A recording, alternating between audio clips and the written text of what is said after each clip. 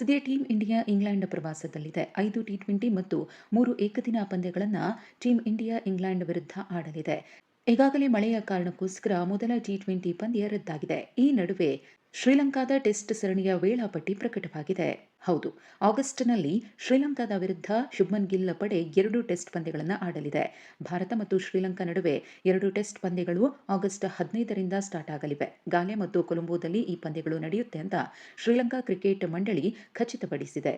ಮೊದಲ ಪಂದ್ಯ ಗಾಲೆಯಲ್ಲಿ ಆಗಸ್ಟ್ 15ರಂದು ಆರಂಭವಾದರೆ ಎರಡನೇ ಮ್ಯಾಚ್ ಆಗಸ್ಟ್ 23ರಂದು ಕೊಲಂಬೋದ ಸಿಂಹಳೀಸ್ ಸ್ಪೋರ್ಟ್ಸ್ ಕ್ಲಬ್ನಲ್ಲಿ ನಡೆಯಲಿದೆ.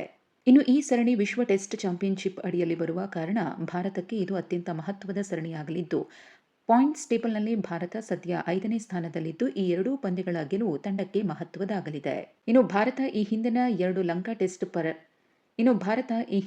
2 ಲಂಕಾ ಟೆಸ್ಟ್ ಪ್ರವಾಸದಲ್ಲಿ ಗೆದ್ದಿದ್ದು, 2017ರ ಸರಣಿಯನ್ನ 3-0 ಅಂತರದಿಂದ ಕ್ಲೀನ್ ಸ್ವೀಪ್ ಮಾಡಿದರೆ 15ರಲ್ಲಿ 2-1 ಅಂತರದಿಂದ ಗೆದ್ದುಕೊಂಡಿತ್ತು. ಲಂಕಾ ಸರಣಿಯ ಬಳಿಕ ಟೀಂ ಇಂಡಿಯಾ ನವೆಂಬರ್ನಲ್ಲಿ ನ್ಯೂಜಿಲೆಂಡ್ನಲ್ಲಿ 2 ಪಂದ್ಯಗಳ ಸರಣಿ ಆಡಲಿದೆ. ಇದಾದ ಬಳಿಕ ಬಾರ್ಡರ್ ಗವಾಸ್ಕರ್ ಟ್ರೋಫಿಯಲ್ಲಿ ಆಸೀಸ್ ವಿರುದ್ಧ 5 ಪಂದ್ಯಗಳು ಭಾರತದಲ್ಲಿ ನಡೆಯಲಿದೆ.